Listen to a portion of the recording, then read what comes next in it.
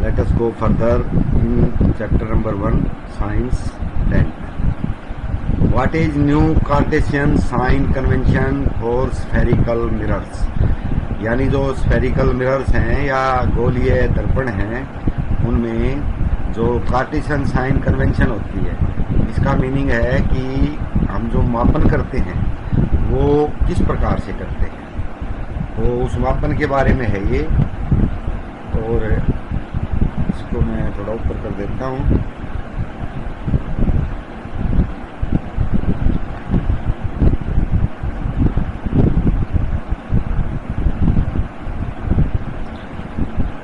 ये है the pole of mirror is assumed as origin.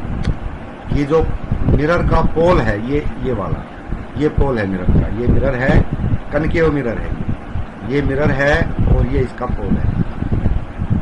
इसको ओरिजिन मान के चलते हैं, यानी ये इनिशियल पॉइंट होता है मापन का, जो हम मेजर करते हैं ना, कोई भी मेजरमेंट है इसमें, तो यहां से शुरू करेंगे। The principal axis is taken as x x dash, ये प्रिंसिपल एक्सिस है। द ऑब्जेक्ट और image is placed on left of the mirror. कोई भी मिरर है उसके लेफ्ट में रखी जाती है, जैसे ये मिरर है, इसका लेफ्ट ये ऑब्जेक्ट रखा जाएगा, तो जो ऑब्जेक्ट हमेशा लेफ्ट में आएगा। The distances parallel to principal axis are measured from pole of the mirror. तो जो प्रिंसिपल एक्सिस है ना, ये वाली, इसके अलोंग मापा जाएगा कोई भी डिस्टेंस, और उसके लेफ्ट या राइट जहां भी मापा जाएगा वो बताएंगे कैसे मापना है। तो पोल से शुरू करना है, प्रिंसिपल एक्सिस के अलोंग हमने मापना है इसको। The distance at right of the pole are taken as positive. ये पोल है, इसके अगर हम राइट में डिस्टेंस माप रहे हैं, ये वाला, ये राइट है इसकी, ये लेफ्ट, तो अगर हम राइट में डिस्टेंस माप रहे हैं तो वो पॉजिटिव लेने हैं, और इसके लेफ्ट में जो डिस्टेंस मापते हैं वो नेगेटिव लेने हैं। जैसे u माइनस यू लिखा हुआ है, ये है distance of object from mirror या पोल ऑफ मिरर। पोल से जो डिस्टेंस ऑब्जेक्ट कितनी दूर रखा है वो डिस्टेंस। अब क्योंकि ये हम लेफ्ट में माप रहे हैं, लेफ्ट साइड, तो ये माइनस का हमने मेजरमेंट लेना है, और इधर प्लस यू लेना है। अब प्लस यू तो इधर आ ही नहीं सकता क्योंकि हमने ऑब्जेक्ट हमेशा लेफ्ट में रखना है, तो हमेशा माइनस में रहेगा। तो जो ऑब्जेक्ट की डिस्टेंस है ना पोल से, वो हमेशा माइनस में लेना है।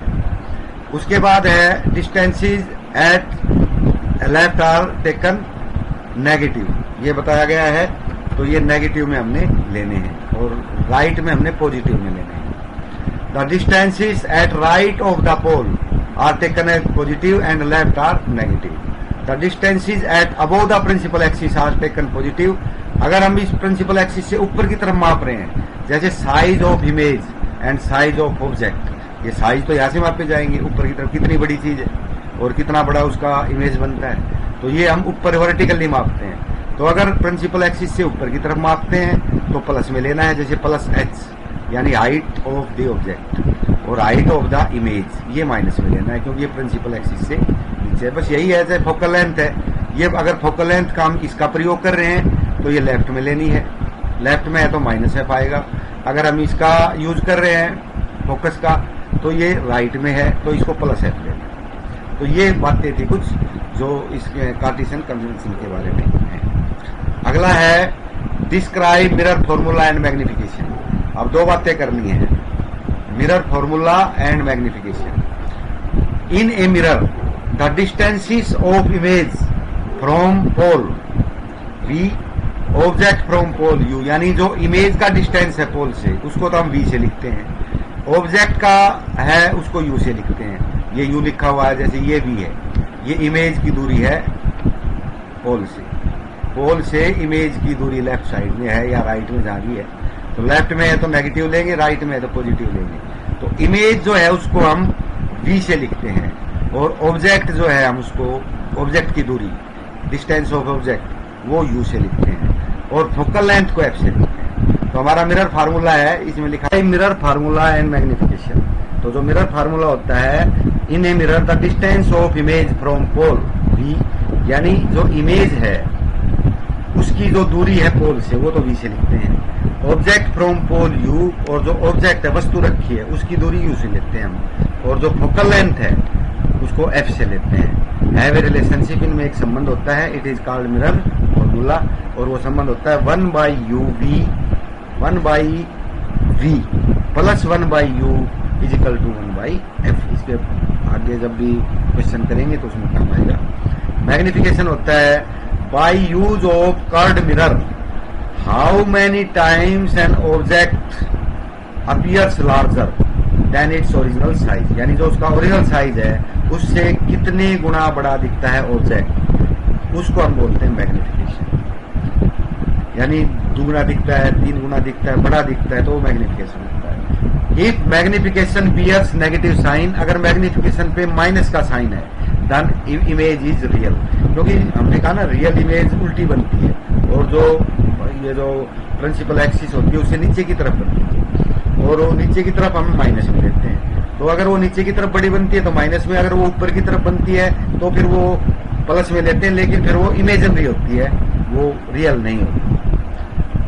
अब ये नेक्स्ट क्वेश्चन है, find out focal length of a convex mirror whose radius of curvature is 32 centimetre. अब मैंने बताया था रेडियस ऑफ कर्वेचर यानी पोल से सी की दूरी, रेडियस ऑफ कर्वेचर वो फोकल लेंथ से डबल होता है।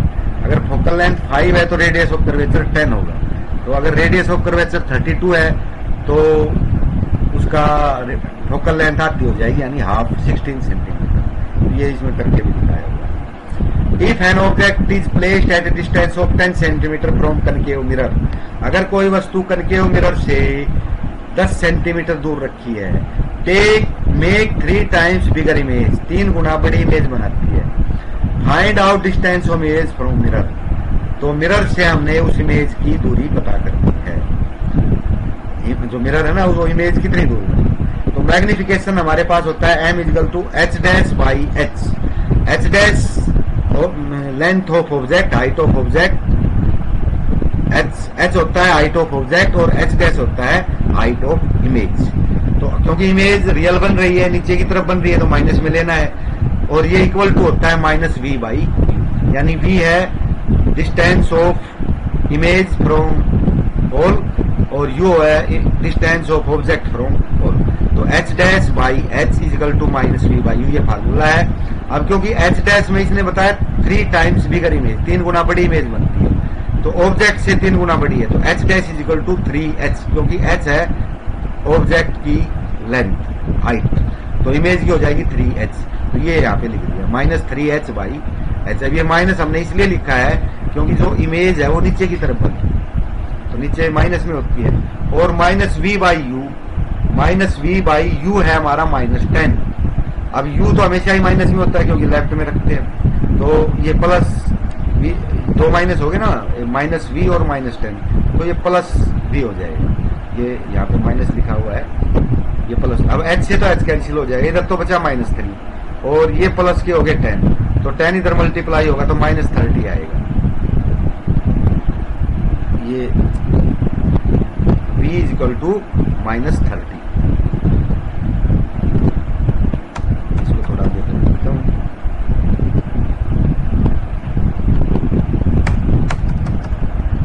v is equal to -30 centimetre. इसका मीनिंग है कि जो इमेज है वो लेफ्ट में बनेगी, इसलिए इसका जो आंसर है माइनस में आया है। तो पोल से लेफ्ट की तरफ 30 सेंटीमीटर पे बनेगी। बाकी ये कभी स्कूल में आओगे जब एक बार फिर डिटेल में करा देंगे बोर्ड पे। Therefore distance from image is 30 centimetre in left of concave mirror, concave mirror के लेफ्ट में जाएगा।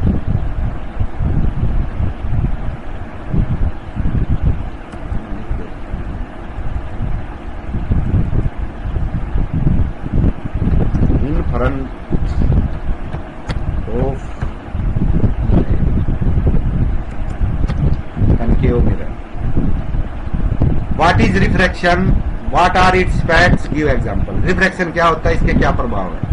When rays of light passes through transparent medium it deflects from its path. जब लाइट रेज होती है ना, किरणें होती हैं सूर्य की, तो वो रिफ्लेक्शन होता है कि when rays of light passes through transparent medium, जो आर पार दिखने वाला मीडियम है उसके आर पार हो जाती है, ये स्ट्राइक बैक नहीं करती। रिफ्लेक्शन में एक तरफ उसके जो ग्लास है उसके एक तरफ जो है पेंट किया होता है, तो आर पार किरणें नहीं जा सकती। लेकिन जो पेंट नहीं किया हुआ होता है, जैसे बस के शीशे होते हैं खिड़कियों के, तो आर पार दिखता है उसमें, तो जब उसमें से वो पास करती है तो वो पार निकल जाती है, लेकिन सीधी नहीं जाती। जिस लाइन में वो जा रही है उससे थोड़ी सी डिफ्लेक्ट हो जाती है, जैसे कि सीधी जाने के बजाय कोई एंगल बना के और थोड़ी तरफ डिफ्लेक्ट हो जाती है अपने रास्ते से, तो उसको हम रिफ्रैक्शन बोलते हैं। इसके इफेक्ट क्या होते हैं, pencil sunk in water appears bended, कि जो पेंसिल है वो पानी में डूबी हुई होती है तो वो हमें तिरछी दिखाई देती है। The bottom of bucket full of water appear raised, और जो तली है बकेट की यानी बाल्टी की, उसमें वो तली हमें ऊपर उठी हुई दिखाई देती है, पानी से भरी हुई है तो वो इसीलिए होता है कि जब बाहर हवा है, पानी है, वहां से रेज ऑफ लाइट आती हैं तो वो बेंड कर जाती हैं, सीधी नहीं निकलती, तो इस तरह से वो हमें ऊपर उठी हुई दिखाई देती है। या फिर हम किसी शीशे में से कागजों को देखेंगे या अक्षर्स को देखेंगे, लेटर्स को देखेंगे, तो वो भी हमें रेज्ड दिखाई देते हैं, उठे हुए दिखाई देते हैं। उसके बाद हम लेते हैं what are denser and rarer medium. अब डेंसर और रेयर मीडियम क्या होते हैं और इसके इफेक्ट क्या होते हैं। In comparison of two mediums, दो मीडियम्स के कंपैरिजन में,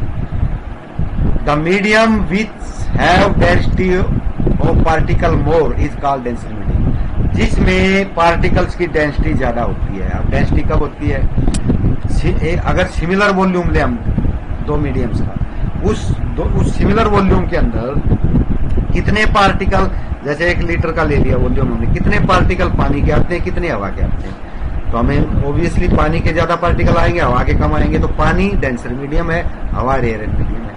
इसी प्रकार अब ये कोई भी मीडियम जो है ना फिक्स नहीं होता, डेफिनेट नहीं होता कि वो डेंसर है या रेयर है। ये कंपेरेटिव होते हैं कि दो मीडियम में से डेंसर कौन सा है, रेयर कौन सा है। अगर हवा और पानी ले तो पानी डेंसर है, पानी और ग्लास ले तो ग्लास डेंसर है, तो ये चीजें ध्यान में रखनी। तो ये इसमें यही लिखा गया है, for example between glass and water, glass is denser medium and water is rarer medium.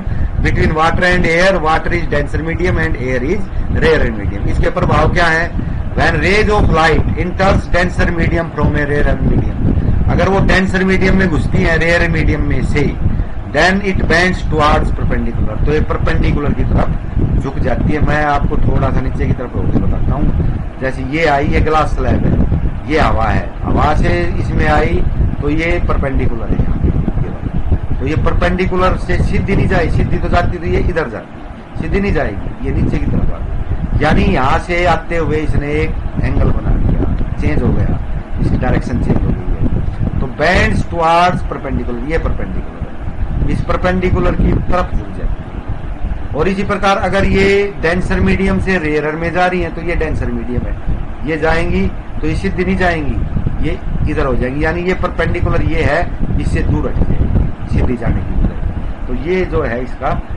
इसके इफेक्ट होते हैं। अगला है prove laws of reflection by using glass slab. Glass slab का प्रयोग करते हुए लॉ ऑफ रिफ्लेक्शन बताइए। Refraction, incident ray, refracted ray, incident point and perpendicular are in one plane. ये इंसिडेंट रे है, ये ओ इंसिडेंट पॉइंट है, ये रिफ्रैक्टेड रे है, ये परपेंडिकुलर है। ये चारों जब हम इसका प्रयोग करेंगे ना प्रैक्टिकल, तो एक ही कागज पे आ जाते हैं, तो कागज एक प्लेन बनाता है, तो एक तो ये है। दूसरा है ratios of science of incident angle and refracted angles is always fixed, कि जो साइंस का रेशियो है, साइन को थीटा वगैरह ट्रिग्नोमेट्री में देखते हैं ना, तो अगर ये एंगल आई है इंसिडेंट एंगल, ये होता है परपेंडिकुलर और इंसिडेंट रे इसके बीच में एंगल होता है, और ये है रिफ्रैक्टेड रे और परपेंडिकुलर इसके बीच में ये एंगल आर है रिफ्रैक्शन का, ये एंगल आई है इंसिडेंट का। तो अगर हम यूं sine i divided by sine r, तो ये हमेशा इक्वल आएंगे। अगर एक ही स्लैब से हम कोई प्रयोग कर रहे हैं तो ये लाइन बदल के, जैसे पहले इधर आई, दूसरी बार हम और इधर ले लेंगे लाइन को, ऐसे तीसरी बार इधर ले लेंगे, कितनी बार भी करें इनका रेशियो इक्वल आएगा। एंगल तो चेंज हो जाएंगे आई और आर, लेकिन साइन लेंगे दोनों का, साइन आई और साइन आर, ये इक्वल आएगा। अब इसका एक एक्सपेरिमेंट है ये मैं आज बोर्ड पे कराऊंगा।